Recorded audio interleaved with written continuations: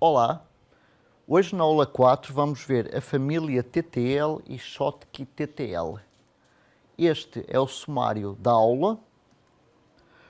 Bom, a família TTL, Transistor Logic, existe desde 1963 e emprega transistores bipolares.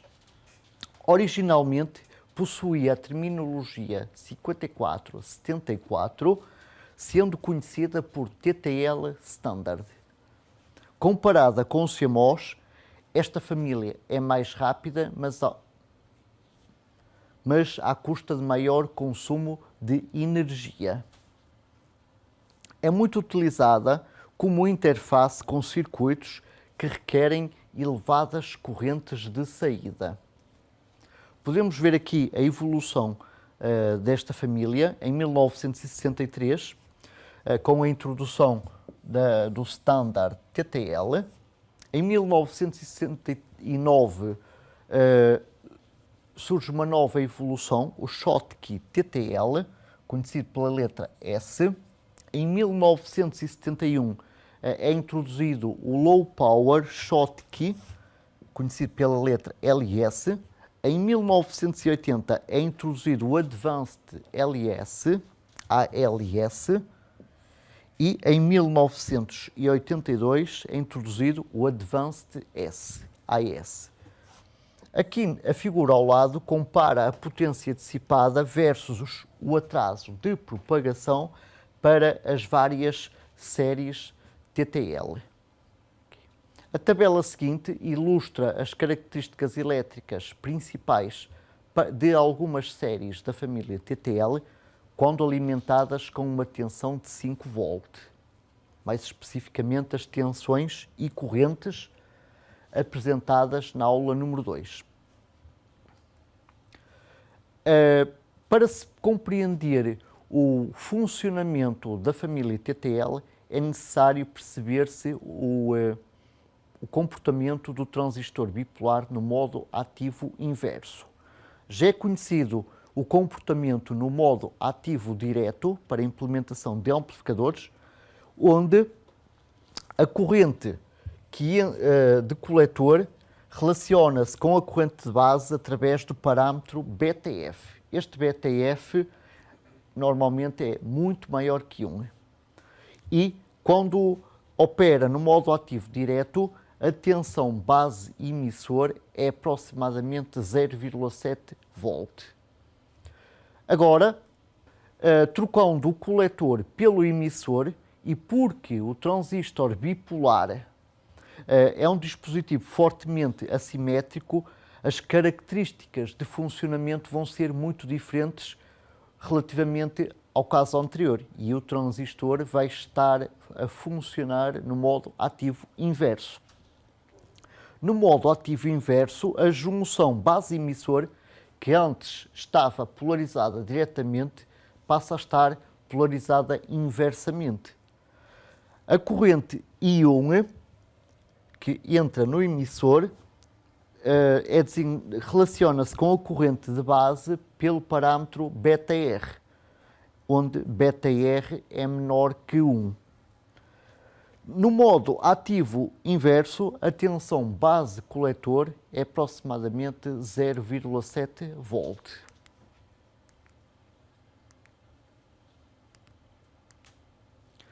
Vamos agora analisar o comportamento do inversor lógico. Um inversor lógico em TTL possui tipicamente 3 andares. O andar de entrada, o andar de separação de fases, também conhecido por driver ou phase splitter. Este andar de separação de fases produz as tensões VB4 e VB3 complementares para fazer conduzir ou Q3 ou Q4, somente um de cada vez. No andar de saída, possui-se um transistor Q4 que funciona como seguidor de emissor e um transistor Q3 em configuração emissor comum. A produção das tensões VB3 e VB4 é obtida através do transistor Q2, de R2 e através de R3. Por sua vez, o andar empilhado R4, Q3, Q4 e o diodo formam o andar de saída. Este empilhamento designa-se totem pole, numa alusão ao poste de totem dos índios norte-americanos. O transistor Q3 providencia o nível baixo 0 e o transistor Q4 providencia o nível alto 1. Vamos agora analisar para a entrada no nível alto, portanto para VI igual a 5 V. Neste caso, Q1 opera no modo ativo inverso,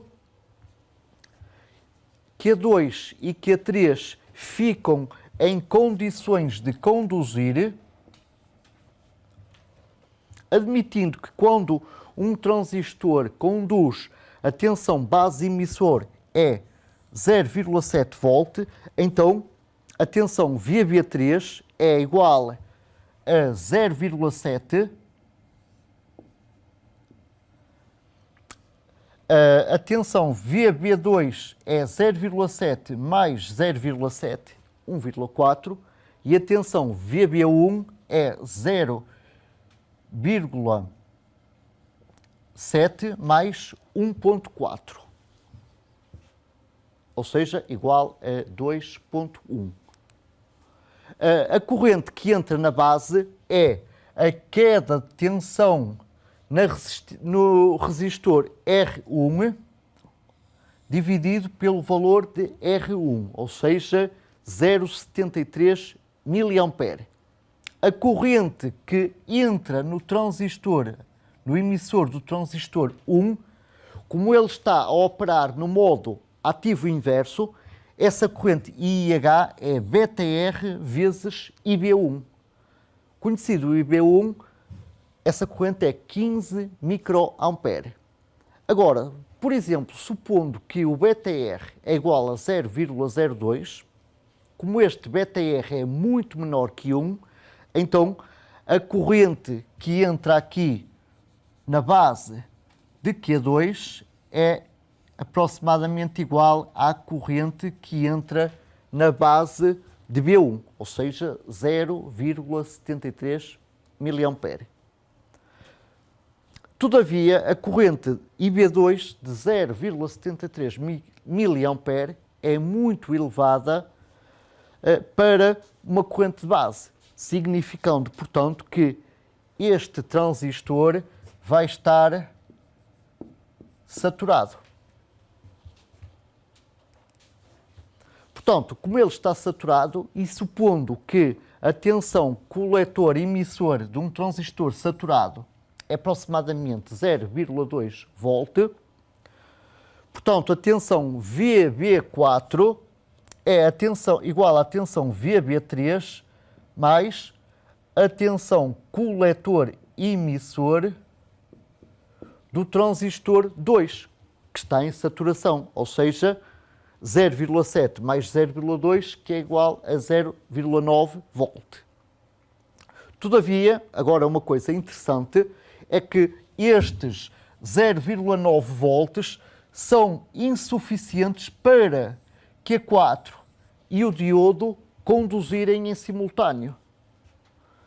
Portanto, é por isso que se coloca o diodo. É justamente para cortar o Q4 quando o Q3 está em condução, gerando o nível baixo na saída quando se tem o nível alto presente na entrada. Portanto, nesta altura, já sabemos qual é a função deste diodo no andar totem pole. Bom, com Q4 em corte, a corrente que entra na sua base é zero. Portanto, a corrente de coletor, aqui no segundo transistor, que aqui é zero, não é?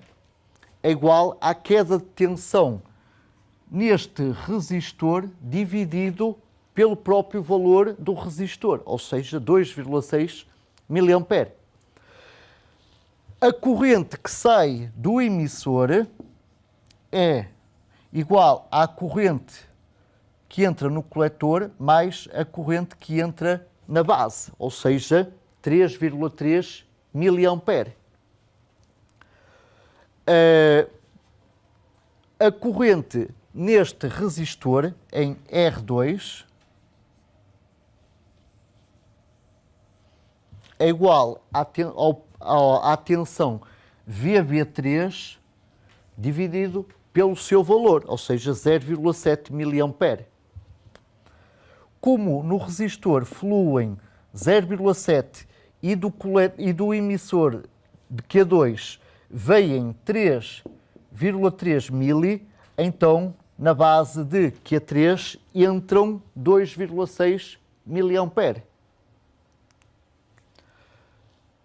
Agora, para a saída ter nível baixo, o Q3 deve estar saturado, isto é, a corrente de saída deve ser tal que seja menor que ΔF vezes a corrente de base que entra dentro dele. A tensão na saída, quando ele está saturado, portanto, situa-se entre 0,1 e 0,3 volt. O valor exato desta tensão vai ser apenas definido, conhecido o valor da corrente I0.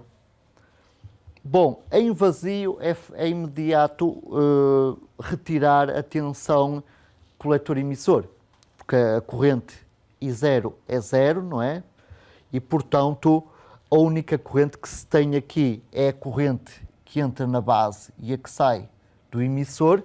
Portanto, a tensão na saída vai ser o 0,1 volt, o valor mínimo que se obteria com o transistor Q3 em saturação.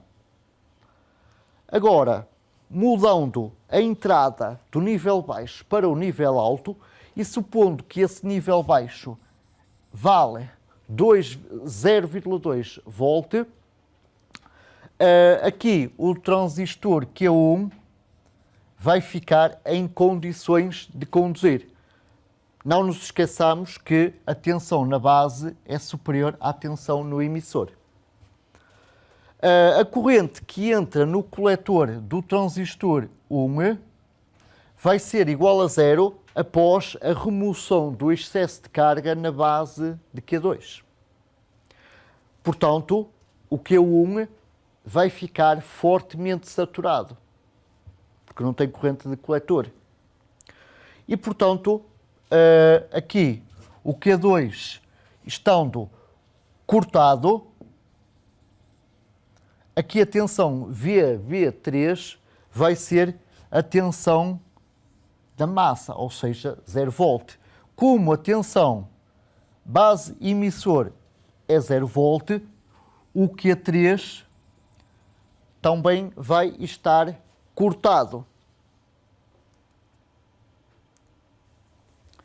Neste caso, a tensão na base é a tensão na entrada mais 0,7 volt de tensão base emissor, ou seja, 0,9 volt. A corrente que entra na base de Q1 é a queda de tensão em R1 dividido por esse R1, ou seja, 1 mA. Como a corrente coletor é zero, e aqui entra uma corrente de 1 mA, então o IL vai ser igual à corrente base, ou seja, 1 mA. A tensão na base do transistor 2, aqui neste ponto, vai ser igual à tensão na entrada mais a tensão coletor-emissor. Como o Q1 está saturado e a sua corrente coletor é zero, a tensão em via B2 é 0,3 volt. Bom, é fácil perceber que aqui o transistor Q4 vai estar em condução e vai colocar aqui a saída no nível alto. Esse valor de VO vai depender do conhecimento exato da corrente de saída.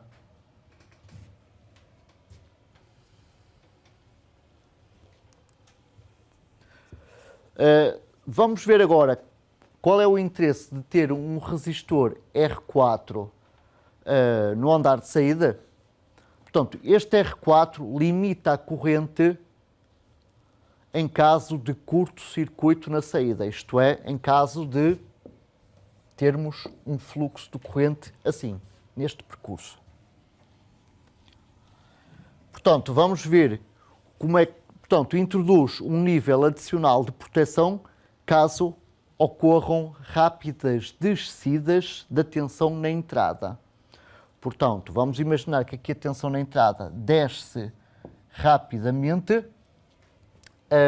Portanto, isto acontecendo significa que aqui Q2 vai cortar rapidamente. Passa de on para off. Ou seja, vai descarregar a corrente de base, vai ver a descarga da corrente de base através de Q1. Bom, quando o Q2 corta, isso vai fazer com que, portanto, aqui o Q2 deixa de existir, não é? Aqui temos 0 volt, faz com que este transistor conduza. Todavia, o transistor Q3 corta mais lentamente porque a remoção da carga da sua base tem de ser feita, tem que percorrer o resistor R2 e esse corte é lento e, portanto, momentaneamente ele vai estar em condução em simultâneo com o transistor Q4 e, portanto, o R4 impede que a corrente suba excessivamente, portanto, limitando-a. Vamos ver aqui como é que se implementam portas lógicas. Por exemplo, o caso de uma NAND de duas entradas é feito usando, portanto, é parecido com o inversor, ok? Temos aqui o inversor. Agora, se ao invés de um transistor bipolar simples, se utilizar um transistor bipolar de dois emissores, temos o NAND. É interessante notar que o andar intermédio, o de separação de fase, continua exatamente o mesmo, assim como o andar de saída. A implementação do NOR deixa de usar transistores de duplo emissor para empregar um transistor para cada entrada. A saída possui a mesma configuração do inversor e do NAND anterior. Ou seja, utiliza o mesmo arranjo totem pole.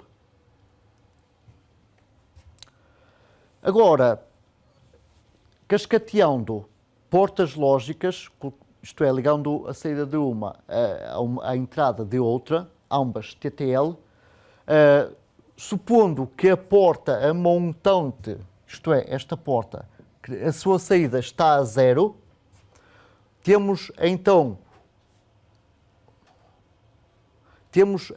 uma corrente IIL saindo da porta jusante. Esta corrente IIL vai percorrer Q3. Então, significa que a saída da porta montante funciona como poço de corrente, ou um current sink. Noutra situação, para uma saída a 1, vamos ter uma corrente IIH saindo da porta montante e entrando na porta jusante. E neste caso, a saída da porta montante funciona como fonte de corrente.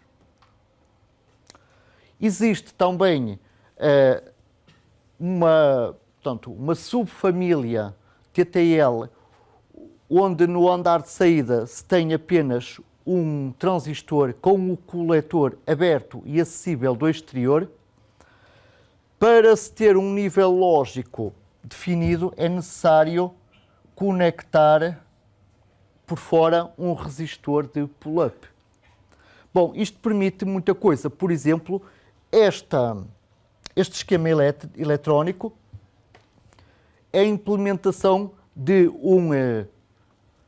da função AND, neste caso, porque eles são conectados no mesmo nó, chama-se função Wired AND e usa somente 2 inversores. Bom, é interessante notar que basta VA ou VB estarem a 0 para a saída estar a 0. Portanto, ganha a saída que ligar a 0 volt. Bom, para terminar, falando um pouco da família Schottky TTL, repare-se que esta família, que um diodo Schottky emprega uma junção metal-semicondutor e a sua tensão quando conduz é de apenas 0,5 volt, tipicamente. E, portanto, é um valor menor que o encontrado no diodo de junção PN. Portanto, empregando um diodo Schottky ligando a base ao coletor, evita-se a saturação deste transistor. E, portanto, o símbolo equivalente de um diodo Schottky ligando a base e o coletor de um bipolar é representado através deste símbolo. Estes transistores Schottky possuem dimensões reduzidas, permitindo obterem-se BTFs e FTs elevados. A tensão de condução VBE é 0,8 volt, com limiar de condução de 0,7 volt.